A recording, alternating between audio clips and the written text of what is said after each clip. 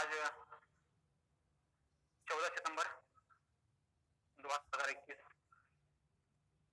हिंदी साहित्य में एक विशेष और उल्लेखनीय दिन के रूप में इसे याद किया जाता है, क्योंकि इसी दिन 1949 को भारतीय संविधान में हिंदी को देश की राजभाषा के रूप में और लिपि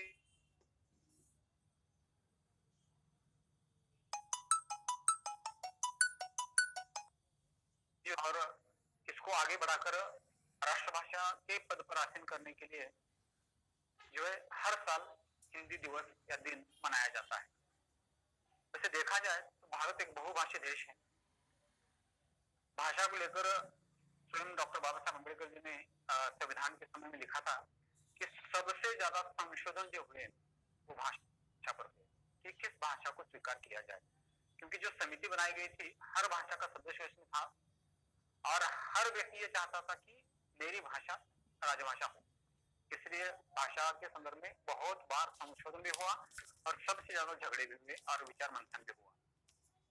लेकिन आखिरकार जो है बहुमत हिंदी को ही मिला, क्योंकि बोलचाल की भाषा, साहित्य की भाषा, ज्ञान विज्ञान की भाषा, तकनीकी की भाषा और एकता को देश की एकता को बनाए रखने में सबसे बड़ा अगर किस भाषा का योगदान है तो वो हिंदी को है, ये मानकर फिर इसे चुना गया और 14 सितंबर 1949 को हिंदी भारत की राजभाषा बन गई। आज हम देख रहे हैं कि संविधान लागू होने के बाद जो है 15 वर्ष की अवधि दी गई थी हिंदीतर जिनकी हिंदी भाषा नहीं है ऐसे राज्यों को हिंदी सीखने के लिए, लेकिन वो अवधि बढ़ाते बढ़ाते हम 2021 तक आए हैं। चलिए कोई बात नहीं, देर आए दुरुस्त आए। एक दिन आएगा कि उस समय किसी पर थोपनी नहीं पड़ेगी, हर कोई अपने मन से स्वीकार करेगा। विज्ञापन पहले अंग्रेजी में थे, सारे धारावाहिक जो थे, टीवी सीरियल वगैरह वो सारे अंग्रेजी में चलते थे, लेकिन धीरे धीरे उसका फिर भारतीय भाषाओं में जो प्रसारण शुरू हो गया। फिल्में हो, रेडियो हो, पत्र पत्रिकाएं हो, समाचार पत्र हो, इनका बहुत बड़ा योगदान। तो आज हम हिंदी को लेकर विभिन्न अनुभवों को लेकर आज चर्चा करने वाले हैं और आज के जो मुख्य अतिथि हैं मार्गदर्शक हमारे मित्र बड़े भाई सम्माननीय doctor Vinod Kumar wiser sir, Hindi विभाग वेंकटेश महाजन वरिष्ठ महाविद्यालय उस्मानाबाद। सर का बहुत बड़ा परिचय है क्योंकि ये बहुत काम सर ने किया है अलग अलग क्षेत्रों में। यहाँ पर मैं केवल सर का पूरा नाम आपको बता देता हूँ और सारा जो परिचय है सर के बातों के माध्यम से आपको हो जाएगा। डॉक्टर विनोद कुमार विलासराव वायसर वेदार्य के नाम से भी जो है सर निधन करते हैं। ये संस्कृत में विद्यावाचस्पति है, हिंदी में नेट, पीएचडी, आयुर्वेदिक पदविका है आयुर्वेद की, योग शिक्षक है, डीलिट भी उन्होंने प्राप्त की है और इनको जो है लगभग 32 राष्ट्रीय और अंतर्राष्ट्रीय पुरस्कार मिले हैं। हमारा जो हिंदी अध्ययन मंडल है उसके निमंत्रित सदस्य भी रहे हैं, शोध निर्देशक यानी गाइड भी है, बहुत सारी विचारधारा के साथ जुड़े हुए हैं सर। तो मैं ज्यादा समय न लेते हुए सर से विनती करता हूं कि आप हमारे छात्रों को मार्गदर्शन करें। नमस्ते। सबसे पहले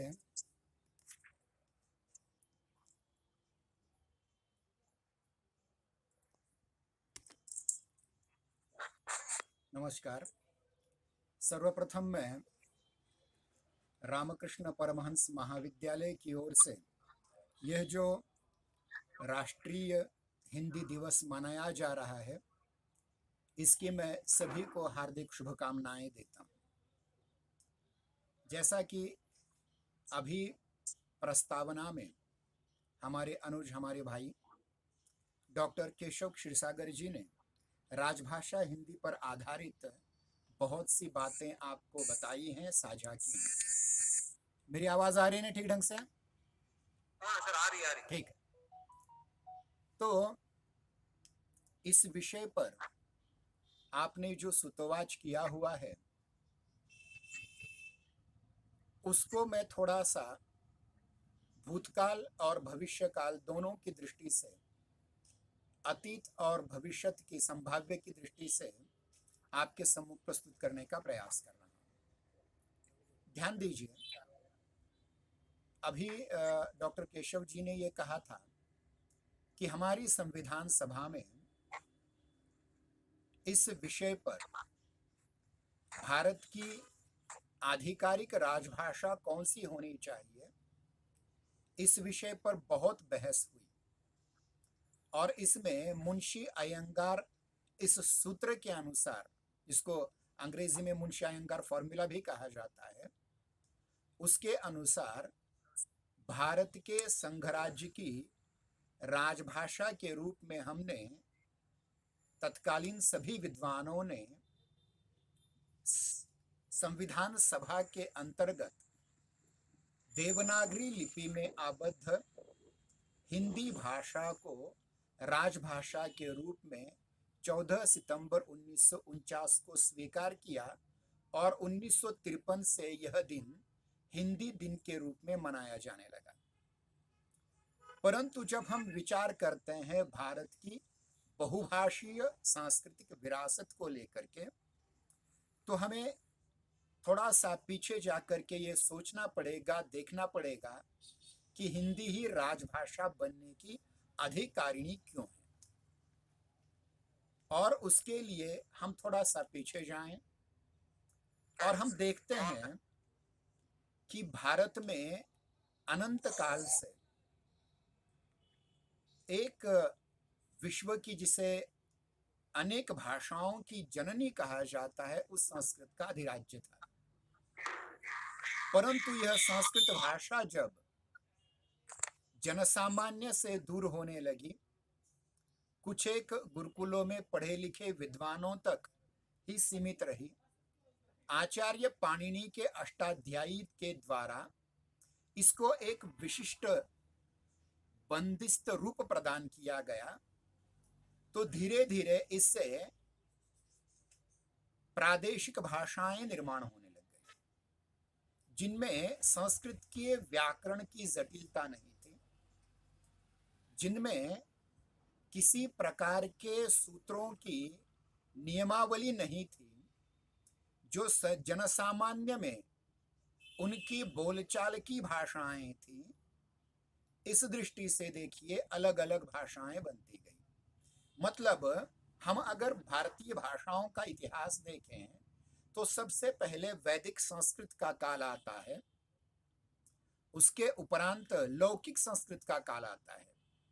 वैदिक संस्कृत के काल में चारों वेद, जिनको ऋग्वेद, यजुर्वेद, सामवेद, अथर्ववेद कहते हैं, उसके उपरांत उपवेद जैसे आयुर्वेद, धनुर्वेद, गांधर्व वेद और शिल्पवेद या अर्थवेद, उसके उपरांत ईशकेन कठ प्रश्न मंडु मांडुक्य ऐतरेय तैतरेय बृहदारण्यक छांदोग्य और श्वेताश्वेतर, ये उपनिषदों का काल आ जाता है। इसको हम वैदिक साहित्य कहते हैं। ये वैदिक संस्कृत भाषा में रचा गया था। उसके उपरांत का काल आता है लौकिक संस्कृत का, जिसमें दो महाकाव्य आ जाते हैं, रामायण और महाभारत। श्रीमद् भगवत गीता महाभारत के भीष्म पर्व का एक भाग है। इसके उपरांत हम देखते हैं कि भास, कालिदास, भवभूति, गुणाढ्य, शूद्रक इत्यादि संस्कृत और प्राकृत में रचना करने वाले लोग आते हैं, जिन्होंने संस्कृत में, लौकिक संस्कृत में रचना की। उसके उपरांत जब हम देखते हैं कि संस्कृत का एक जो क्लिष्टता या जटिलता थी, उस जटिलता को सबसे पहले जैन और बौद्ध धर्मों के अधिनायकों ने, उनके तीर्थंकरों ने, उनके महत्वपूर्ण उपदेशकों ने संस्कृत की जगह उस समय की लोक भाषाओं में अपने उपदेश करना आरंभ किया, जैसे गौतम बुद्ध ने पाली में और जैनियों ने अर्धमागधी में उपदेश आरंभ किया। तो देखिए कि संस्कृत, वैदिक संस्कृत और लौकिक संस्कृत के काल के उपरांत हमें यहाँ प्राकृतों का काल दिखाई देता है, जिनमें पाली, अर्धमागधीय, दुधार्मिक और अन्य पैशाशी जैसी जो प्राकृत भाषाएं थी वो साहित्यिक, और उसके उपरांत प्रादेशिक स्तर पर भाषाओं का विभाजन होता रहा। जैसे महाराष्ट्र में महाराष्ट्री प्राकृत, मध्य देश में शौरसेनी प्राकृत, बंगाल में गौड़ीय प्राकृत, गुजरात में गुर्जर प्राकृत इत्यादि भाषाओं का प्रादेशिक स्तर पर निर्माण होने लगा और बहुत महत्वपूर्ण ग्रंथों की रचना हुई। जैसे जैन धर्म में जो रामायण लिखी गई है, जिसको पौमुचर्यु कहा जाता है, उसकी रचना हुई। तो इस प्रकार से हम देखते हैं कि प्राकृतों में बहुत रचना होने लगी।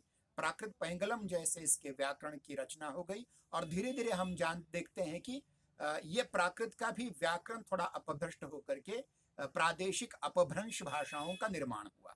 और हम देखते हैं कि इन प्रादेशिक अपभ्रंश भाषाएं जो महाराष्ट्री, पैशाची, शौरसेनी, गौड़ीय, गुजराती यानी जिसे गुर्जर अपभ्रंश कहा जाता है, ये भाषाएं निर्माण हुई।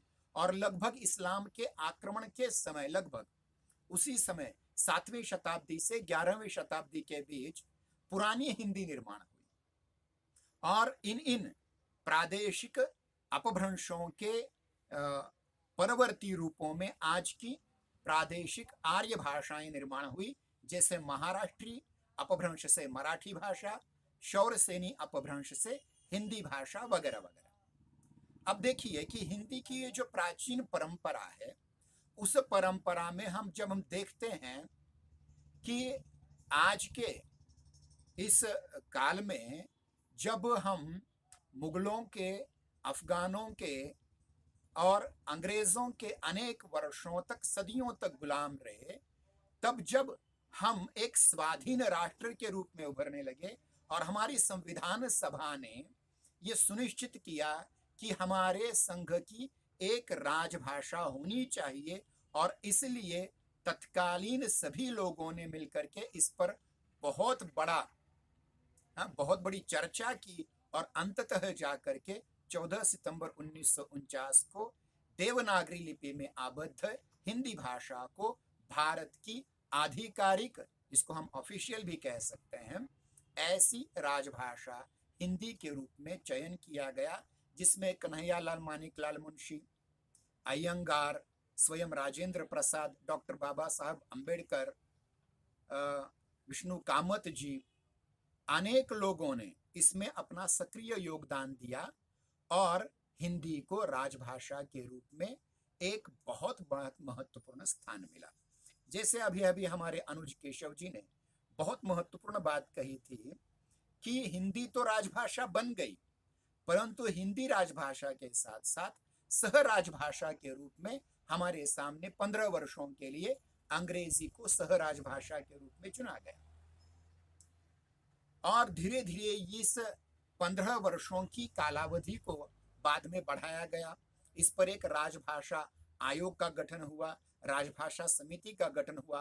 बाल गंगाधर खेर नाम के एक मराठी विद्वान के अध्यक्षता के अंतर्गत इसका समिति का गठन हुआ, और बाद में जाकर के इसको राजभाषा बनने में क्या दिक्कतें हैं इस पर विचार किया गया, जिसमें लोकसभा के 20 और राज्यसभा के 10, इस प्रकार के 30 खासदार जिसे कहते हैं, हम सांसद कहते हैं, इनकी एक समिति गठन की गई, और बाद में जाकर के हिंदी को एक राजभाषा का रूप हमारे सामने प्राप्त होता है।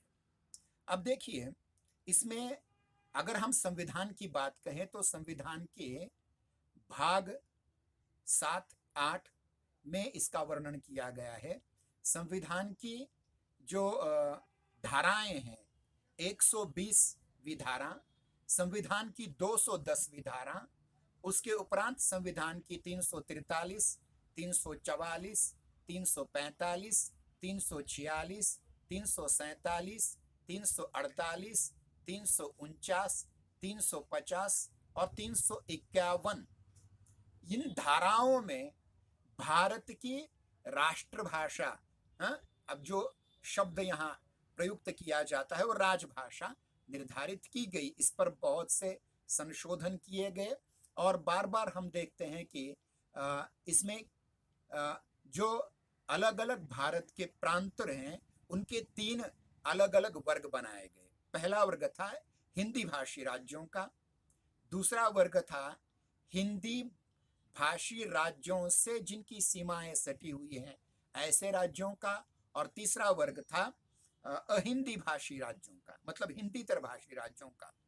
और इन सब के साथ केंद्र के जो व्यवहार है, जिसको हम संघ राज्य के व्यवहार कह सकते हैं, पत्र व्यवहार की बात कहें, या हम कहें कि राज्य के आपसी पत्र व्यवहार की भाषा कौन सी होनी चाहिए, इस पर बहुत सी बहस और बहुत से निर्णय यहाँ लिए गए और बहुत ही महत्वपूर्ण कार्य इस समय किए गए।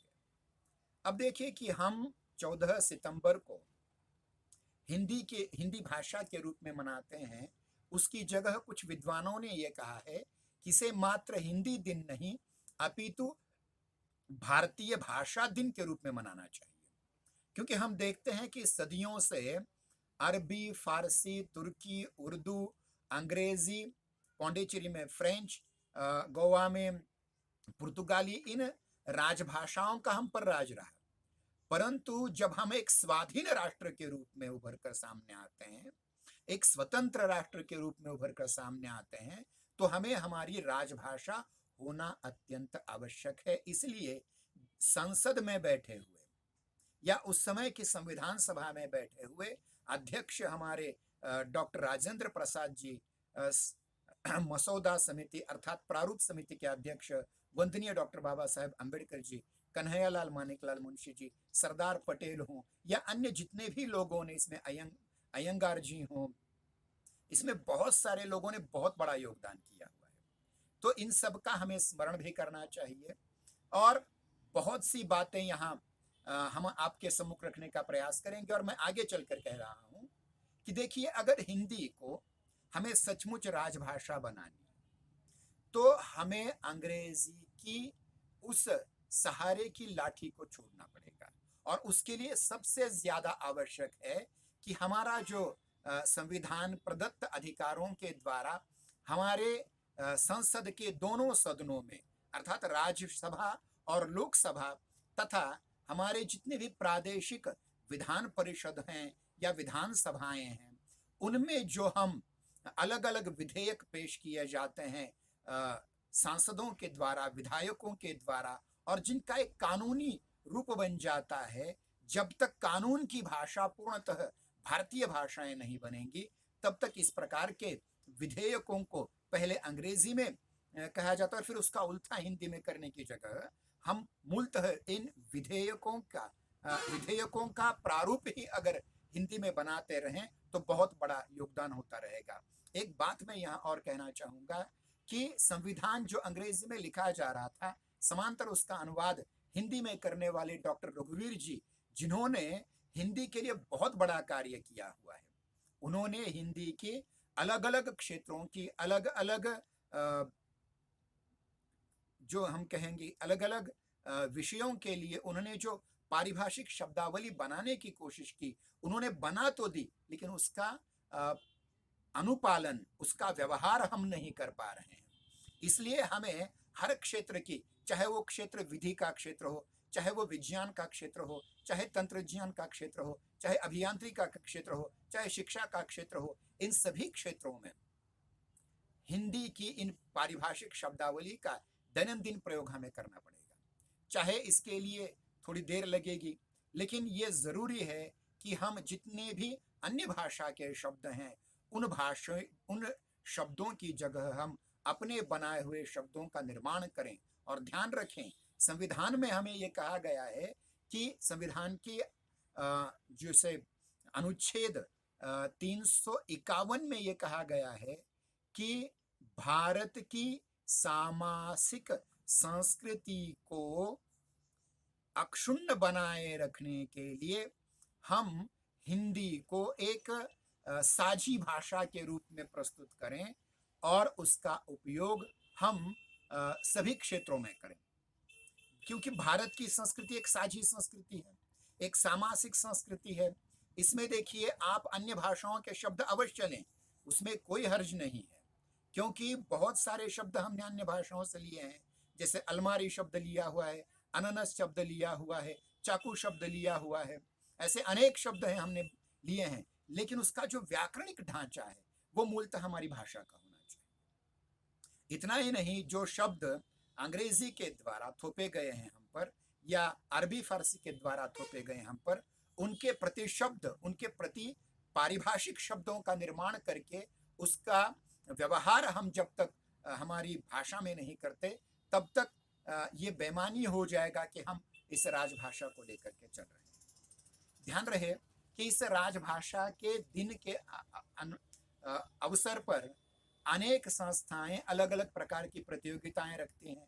कोई निबंध प्रतियोगिता रखता है, कोई वाद विवाद प्रतियोगिता रखता है, कोई टिप्पणी की प्रतियोगिता रखते हैं, कुछ वक्तृत्व की प्रतियोगिता रखते हैं, कुछ आजकल तो यूट्यूब के लिंक और वीडियो और ऑडियो बनाने की, मतलब उसको दृक्श्राव्य प्रतियोगिता में भी अनेक जगह पर स्थान मिल रहा है।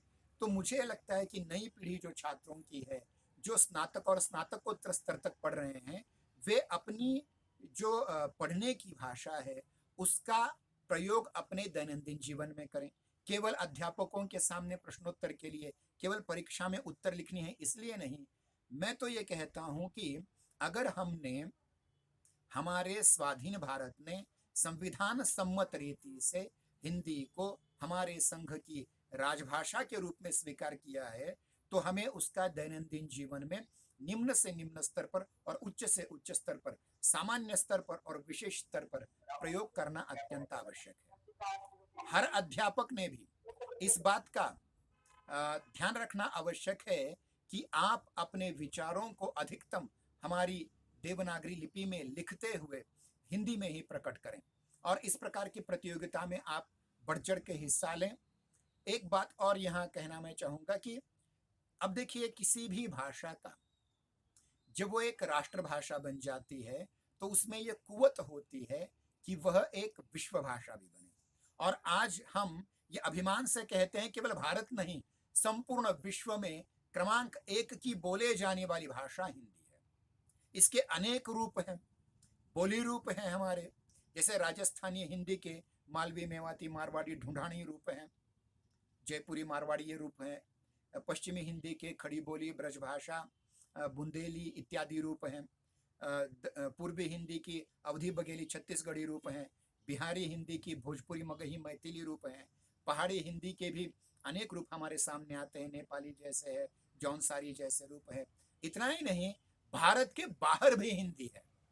मैं मॉरिशस गया था, तो मॉरिशस में मुझे वहाँ 8 दिन तक मुझे कोई भी अन्य भाषा के एक भी शब्द के उच्चारण की आवश्यकता नहीं पड़ी, मैं पूरा हिंदी में बोल गया। फिजी में हिंदी राजभाषा है।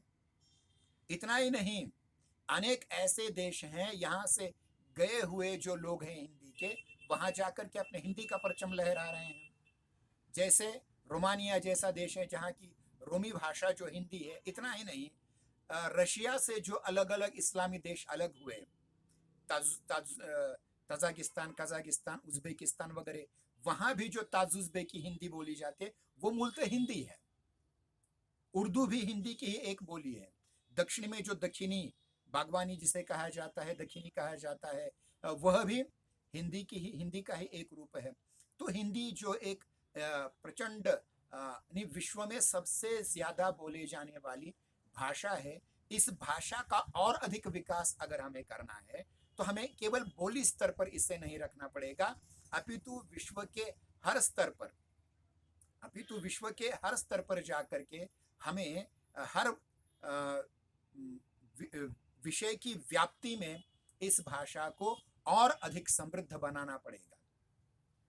उसे अभियांत्रिकी की भाषा बनाना पड़ेगा, उसे विधि की भाषा बनाना पड़ेगा, उसे अंतर्राष्ट्रीय व्यवहार की भाषा बनाना पड़ेगा।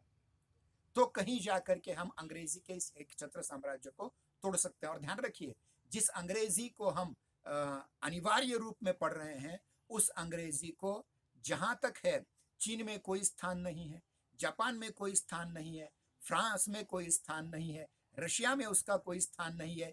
केवल अमेरिका कॉन्टिनेंट जो है, अमेरिका का जो उपखंड है, ऑस्ट्रेलिया उपखंड, और जहां अंग्रेजों ने राज किया और अभी भी जिन्हें एक राष्ट्रकुल माना जाता है, कॉमनवेल्थ माना जाता है, इनके अलावा कहीं अंग्रेजी का प्रयोग नहीं होता। इतना ही नहीं, गत वर्ष हमने विश्व हिंदी दिन के अवसर पर एक बहुत बड़ी अंतर्राष्ट्रीय संगोष्ठी ली थी, जिसमें हॉलैंड के प्रतिनिधि ने एक बात कही थी कि यूरोप की जो आदिवासियों की भाषाएं हैं उसके लिए भी देवनागरी लिपि का प्रयोग अब हो रहा है। और धीरे धीरे हम ये देखते हैं कि हिंदी का जो बहुत महत्वपूर्ण स्थान है वो निर्माण हो रहा है। वो केवल बोली के रूप में नहीं, लिखित रूप में भी होगा, और एक अंतर्राष्ट्रीय भाषा के रूप में भी हिंदी आज एक बहुत महत्वपूर्ण भाषा के रूप में हमारे सामने आई है। इतना ही नहीं, भारत के जितने भी पड़ोसी देश हैं, पाकिस्तान खैर उसकी राजभाषा तो उर्दू है जो हिंदी की ही एक बोली है, और थोड़ा सा आगे जा करके देखें हम तो इंडोनेशिया, इंडो चाइना है, कंबोडिया है, कंपूचिया है, इन सभी ईशान के देशों में आज हिंदी शब्दों के प्रयोग हो रहे हैं।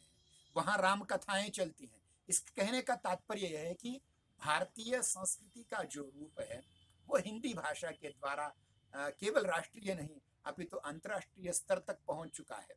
और इसलिए हमें इस बात को मानना ही पड़ेगा कि हिंदी एक जानी मानी सुलझी भाषा होने के साथ साथ वह ज्ञान की भाषा है, वह विज्ञान की भाषा है, वह विधि की भाषा है। मैं कुछ वर्ष पहले भोपाल गया था, तो भोपाल के पास ही हमारे पूर्व प्रधानमंत्री भारत रत्न अटल बिहारी वाजपेयी जी के नाम से एक विश्वविद्यालय है, जिस विश्वविद्यालय में सारे विषय, चाहे वो मेडिकल साइंसेस जिसको हम वैद्यकीय विज्ञान कहते हैं, वहां से लेकर के अभियांत्रिकी हो, विधि विषय हो, सारे विषय हिंदी माध्यम से पढ़ाए जाते हैं। और वो दिन दूर नहीं जब हम एक नई शिक्षा नीति के माध्यम से भारत के हर बच्चे के मुंह से, हर विद्वान के मुंह से हिंदी की ही बात निकलेगी। एक बात मैं और कहना चाहूंगा, भोपाल के विश्व हिंदी सम्मेलन जो 10वां विश्व हिंदी सम्मेलन भोपाल में हुआ था 2015 में, तो उस समय वहां के मुख्यमंत्री शिवराज सिंह चौहान जी ने एक बात कही थी कि उन्होंने लगभग 35 देशों की यात्रा की हुई है और उनका एक भी भाषण अंग्रेजी में नहीं है, सारे भाषण उनके हिंदी में ही हैं। इसका मतलब यह है कि अंतर्राष्ट्रीय स्तर पर भी हिंदी की जो उज्ज्वलता है, हिंदी की जो संप्रभुता है, हिंदी की जो स्वायत्तता है, हिंदी की जो सार्वभौमता है, वो बढ़ती जा रही है। और वो दिन दूर नहीं जब ये विश्व की सबसे प्रधान, सबसे महत्वपूर्ण भाषा बनती जाएगी। वह चीनी या मंडेरियन और अंग्रेजी को बहुत पीछे छोड़ करके एक गुरुत्वपूर्ण राष्ट्र बन करके, राष्ट्रभाषा बन करके हमारे सामने आएगी, एक विश्व भाषा के रूप में आएगी। इसकी लिपि भी विश्वनागरी कहलाएगी। तो इस प्रकार से हम देखते हैं कि हिंदी का बहुत महत्वपूर्ण क्षेत्र हमारे सामने खड़ा है। और हमें आगे चलकर मैं कहूँगा कि तमिलनाडु, जहाँ अभी तक हिंदी का द्वेष किया जा रहा था, वहाँ की फिल्में अब डब होकर के, भाषांतरित होकर के हमारे सामने आ रही हैं। बाहुबली सीरीज को तो आपने देख ही लिया होगा, समझ ही लिया होगा। और मैं ये कहना चाहता हूँ आपकी जानकारी के लिए कि तमिलनाडु में जिस प्रकार से उत्तर भारत में, महाराष्ट्र में इंग्लिश स्पीकिंग कोर्स होते हैं, उसी प्रकार से तमिलनाडु में, केरल में, कर्नाटक में, आंध्र में हिंदी संभाषण वर्ग निकाले जा रहे हैं। मेरे एक मित्र हैं यहाँ, उमरगा गुंजोटी के मित्र इंग्लैंड में हैं, सोनेराव जी आचार्य, सोनेराव जी आचार्य, अरे बहुत सारे लोग हैं। मेरे एक मित्र रंजीत चांदवले अमेरिका में हैं।